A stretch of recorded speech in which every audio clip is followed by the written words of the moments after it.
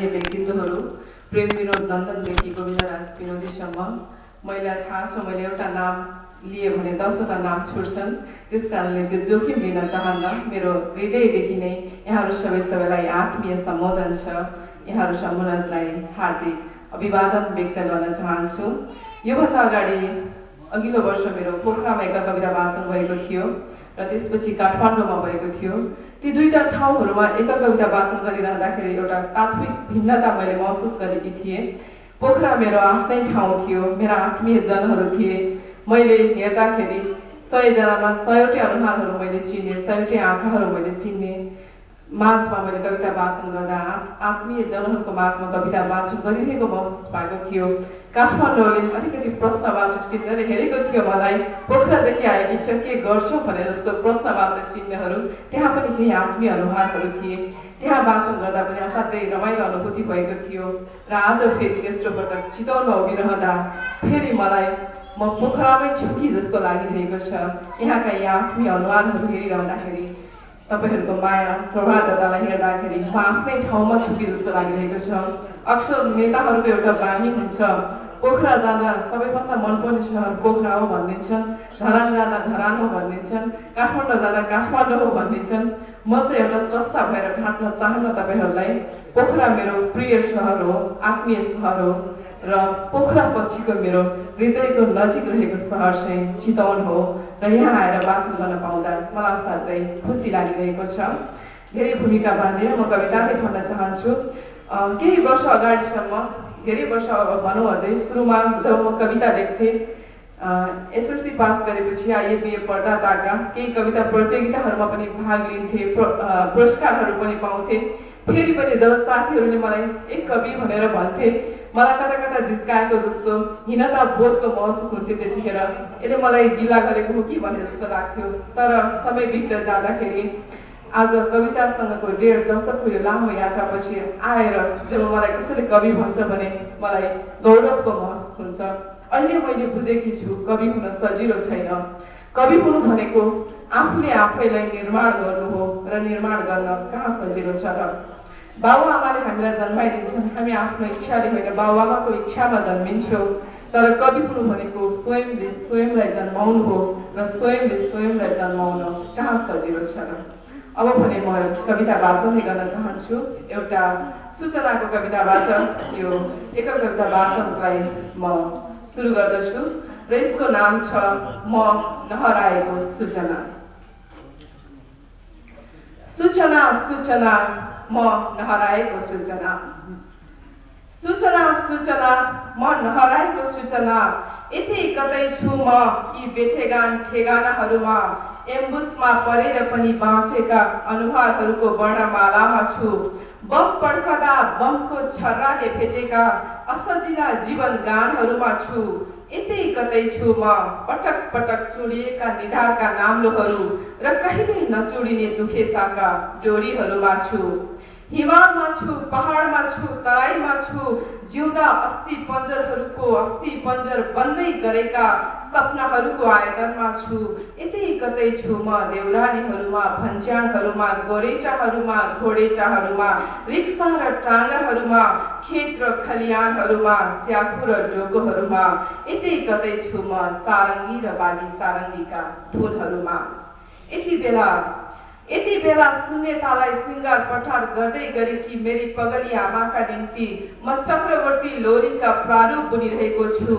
गजधम्म फुलेर बसेको समयको रुख र त्यही रुखको हाँगामा झुन्डिएर आत्महत्या गर्दै गरेको मेरो देशको घाम। गजधम्म फुलेर बसेको समयको रुख र त्यही रुखको हाँगामा झुन्डिएर आत्महत्या गर्दै गरेको मेरो देशको घाम। मान्दछु म मसान घाटमा छु अचेल, मसान घाटमा पनि म जीवनको गीत गाइरहेको छु। क्षणभरको निम्ति मेरा ताता ताता आवेगहरूमा चिसो पानी खन्याइएको हुन सक्छ, तर म हराए त्यो हुनै सक्दैन। सभ्य भनाउँदाहरूको सभामा चिरहरण कसको भइरहेछ, द्रौपदी नेपालको कि द्रौपदी नेपालीको। सभ्य भनाउँदाहरूको सभामा चिरहरण कसको भइरहेछ, द्रौपदी नेपालको कि द्रौपदी नेपालीको। केही दिनको निम्ति हराएको हुन सक्छ मेरो प्रश्न, तर म हराए यो हुनै सक्दैन। उल्टो बग्नु पर्ने हावाको गति सुल्टो बग्नु पर्ने हावाको गति किन उल्टो बगिरहेछ यी अखबारका पानाहरूमा सुल्टो बग्नु पर्ने हावाको गति किन उल्टो बगिरहेछ यी अखबारका पानाहरूमा कसले म हराएको गलत सूचना सम्प्रेषण गरिरहेछ सूचना सूचना मन हराएको सूचना सूचना सूचना मन हराएको सूचना। मेरो पहिलो कवितासँगै म अर्को कविता वाचन गर्न चाहन्छु। देश यो शब्द आफैमा कति प्रिय छ। जब पनि म एउटा कवि भएर एउटा स्रष्टा भएर अथवा एउटा आम मान्छे भएर देशको बारेमा सोच्छु देशलाई सम्झँदा जति गौरव अनुभूति हुन्छ त्यति नै दुःखको अनुभूति हुन्छ मलाई यो देशका नेतृत्वहरूलाई देख्दाखेरि। जहिले पनि मलाई लाग्छ हाम्रो देश फलत एउटा प्रयोगशाला भएको छ। प्रयोगशाला पनि राम्रो उद्देश्यको निम्ति कञ्चन अभिप्साहरूको निम्ति भइदिए हुन्थ्यो। धेरैका काला सपनाहरूलाई पूरा गर्ने प्रयोगशाला भएको छ हाम्रो देश। र यो दुःखद परिस्थितिमा यसै यो संक्रमणकालको यो छेडमा त्यस्तै एउटा कविता म सुनाउन चाहन्छु जसले गलत अनुवाद गरे यो देशलाई तिनीहरूलाई। र यसको नाम छ अनुवाद.com। तपाईको अनुवाद.com मा सुने छ्याउकेरीका आदिम आवाजहरू अनुवाद भएका छन् रे। तपाईको अनुवाद.com मा सुने छ्याउकेरीका आदिम आवाजहरू अनुवाद भएका छन् रे। बतास र बतासमा फरफराउने बकाइनाका पातहरू अनुवाद भएका छन् रे। अनुवाद.com अनुवादको प्रखरताले नै निभाइदिनु भएको छ रे। अँध्यारोमा उज्यालो खोज्न निस्केका राखे जुलुसहरूलाई तप तप तप भर्खरै आकाशबाट छर्दै गरेका नवजात पानीका बुँदहरूलाई अनुवाद गरिदिनु भएको छ रे बरफमा। अनुवाद.com खै कता हराए सिंह र सिंहनादहरू मृग मयूर गैढा र चित्तलहरू गर्जन छुफन्ने गर्जन जङ्गली बाघको गर्जनलाई अनुवाद गरेर फिट गरिदिनु भएको छ रे बिरालोको साउन्ड ट्र्याकमा म्याउ म्याउ म्याउ म्याउ म्याउ। अनुवाद.com यो अनुवादको साइबर संयन्त्र नै गलत हो वा साइबर अनुवाद नै गलत हो। सम्भव हामी युगे युगे भन्दै युगको रन्न पर्ने एक चिम्टे स्पाम मेलको कोष्ठकभित्र भाइरस नृत्य गर्छ। बरा साइली माइलीका भिर पाखाका रोइला र सङ्गिनी भाकाहरू अनुवाद हुन्छन् र कैद हुन्छन् ब्रिटनी र साकिराका नाभीहरूको ज्यामितिभित्र। अनुवाद.com जुन दिनबाट मेरो प्रेमलाई अनुवाद गर्ने कुरा चल्यो जुन दिनबाट मेरो प्रेमलाई अनुवाद गर्ने कुरा चल्यो त्यही दिनबाट मैले आफैलाई अनुवाद गरेँ। निषेधमा प्रतिकारमा प्रतिवादमा प्रेमको अनुवाद हुनै सक्दैन र भयो भने पनि प्रेमको अनुवाद भन्दा गलत अनुवाद अरू हुनै सक्दैन। म मेरो देशलाई प्रेम गर्ने मान्छे म मेरो देशलाई प्रेम गर्ने मान्छे। तपाईँ नै भन्नुहोस् म कसरी आफ्नो देशलाई परदेशमा अनुवाद गरेको ठुलो ठुलो हेरी बस्न सक्छु। तपाईँ नै भन्नुहोस् म कसरी आफ्नो देशलाई परदेशमा अनुवाद गरेको ठुलो ठुलो हेरी बस्न सक्छु। यो मेरो दोस्रो कविता थियो। अब अर्को कवितातर्फ लाग्न चाहन्छु। म पोखराको मान्छे। चितवनमा कलाकारिताको क्षेत्रमा साहित्यमा जति उर्वर छ कलाकारिताको क्षेत्रमा साहित्य त्यति उर्वर छैन जस्तो लाग्छ। तर पोखरा चाहिँ कलाकारिताको क्षेत्रमा पनि अर्को एउटा राजधानी हो भन्ने मलाई लाग्छ जहाँ दुर्गा बरालहरू छन् जहाँ बुद्धि गुरुङहरू छन् क्षेत्रलाल कायस्थहरू छन्। उहाँहरूको निरन्तरको सङ्घर्षमा पनि म छु र उहाँहरूलाई हेरिरहँदा हामी सँगै कार्यशालाहरू पनि जान्छौँ। कलाकारहरू रङ्गहरूले अक्षर लेख्छन् हामी साहित्यकारहरू चाहिँ अक्षरहरूमा रङ्ग बोल्छौँ। यस्तै एउटा कविता छ र यसको नाम छ अनुहार चित्र। जुन दिन उसले भन्यो म तिम्रो अनुहार चित्र बनाउँछु त्यही दिन पहिलोपल्ट ऐनामा हेरेँ मैले आफ्नो अनुहार। जुन दिन उसले भन्यो म तिम्रो अनुहार चित्र बनाउँछु त्यही दिन पहिलोपल्ट ऐनामा हेरेँ मैले आफ्नो अनुहार। अनुहारमा अनुहार कम अर्थोक नै बढी थियो। कहालीको पुरातात्विक चिप्लेटीमा चिप्लिएको समयको छाया थियो। विस्मयको फ्लाइओभरमाथि लुखुर लुखुर हिँडिरहेको एउटा सादा बिम्ब थियो।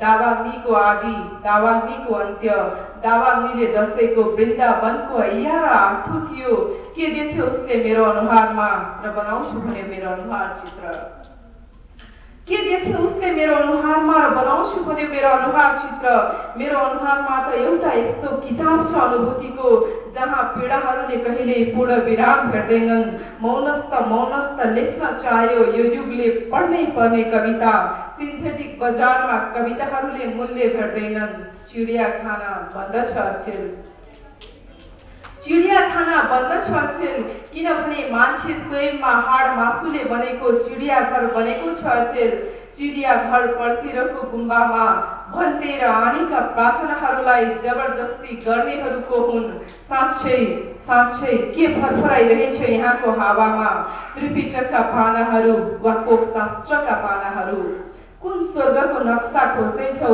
मेरो अनुहारको अमरावतीमा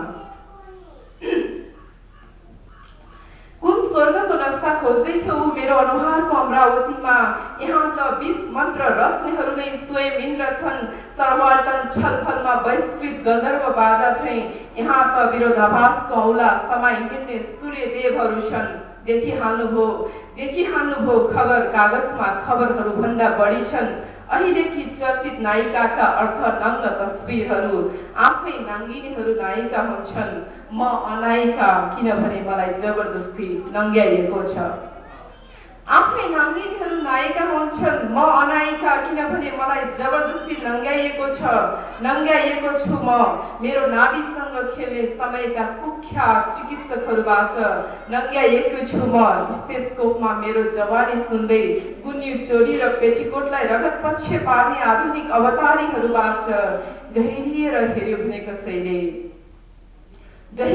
हेर्यो भने कसैले मेरो अनुहारमा नील काँडाले मुख बाहिरहेको भयावह परिदृश्य देख्न सक्छ गहिरिएर पढ्यो भने कसैले मेरो अनुहारमा भूकम्प र भूकम्पको डरलाग्दो प्रेस विज्ञप्ति पढ्न सक्छ ऊ भन्छ तिमी राम्री छौ तिमीलाई कुरूप बनाउनेहरूको शल्य क्रिया गर्न म तिम्रो अनुहार चित्र बनाउँछु ऊ भन्छ म तिम्रो अनुहार चित्र बनाउँछु ऊ भन्छ म तिम्रो अनुहार चित्र बनाउँछु अब अर्को कवितातर्फ लाग्न चाहन्छौँ अक्सर हामी स्रष्टाहरू अनुभव र अनुभूतिको असाध्य